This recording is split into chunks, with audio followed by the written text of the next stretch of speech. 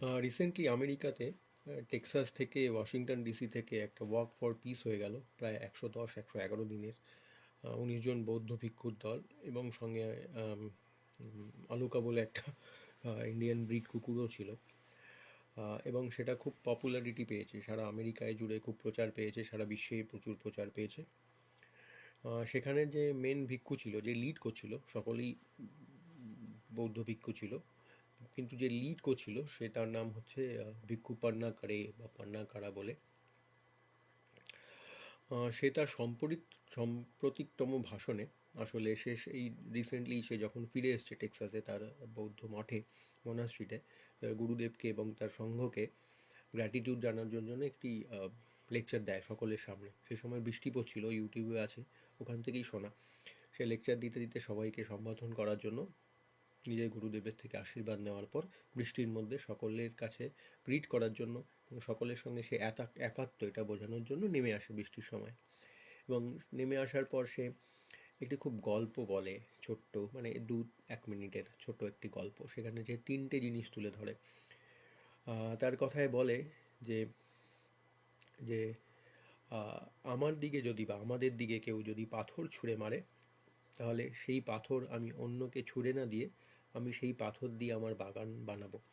মানে কেউ যদি আমাদেরকে খারাপ করে, আমাদেরকে ব্যাড ওয়ার্ডস বলে বা দুঃখ কষ্ট দেয়, সেগুলোকে আমি আমাদের জীবনে সঞ্চিত করে দেবো এবং আমাদের জীবনকে স্ট্রং করার জন্য কাজে লাগাবো, সুন্দর করার জন্য। অপোনেন্ট ব্যক্তিকে সেই পাথরটা আবার ছুঁড়ে মারব। তিনি সেই সঙ্গে একটি লেবুর কথা বলে, যে আমাদের দিকে যদি কেউ টক লেবু ছুঁড়ে দেয় বা তিক্ত অভিজ্ঞতা বা টক অভিজ্ঞতা এইরকম যদি বাজে অভিজ্ঞতা হয়, তাহলে বলে যে সেই লেবু দিয়ে আমি শরবত বানাবো এবং সেই শরবতের মধ্যে লেবুতে যে ভিটামিন সি আছে, সেই শরবত থেকে আমি ভিটামিন সি গ্রহণ করব। মানে তিক্ত অভিজ্ঞতা থেকেও যে ভালো জিনিস আমি সেটা নেব।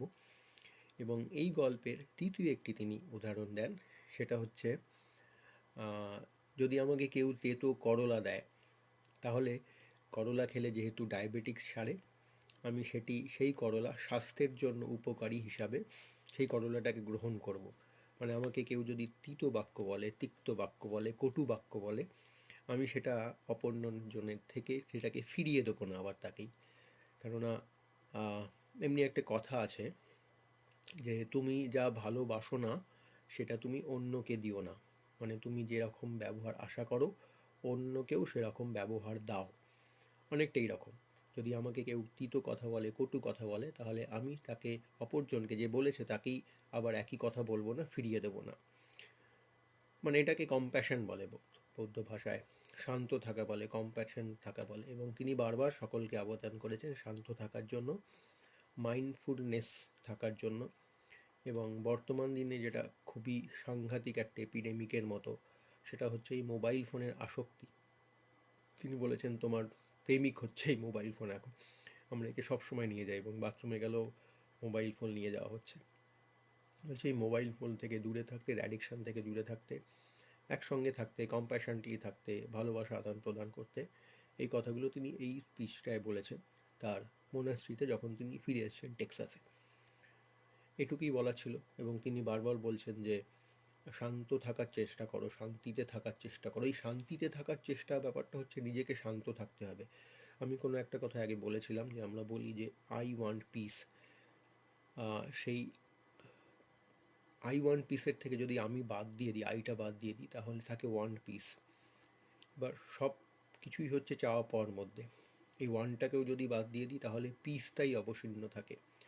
তো আই এম পিস, মানে পিসফুল হতে হলে নিজেকে, পিস চাইতে হলে আজকে নিজেকে পিসফুল থাকতে হবে, মাইন্ডফুলনেস নিয়ে থাকতে হবে, শান্তিতে থাকতে হবে।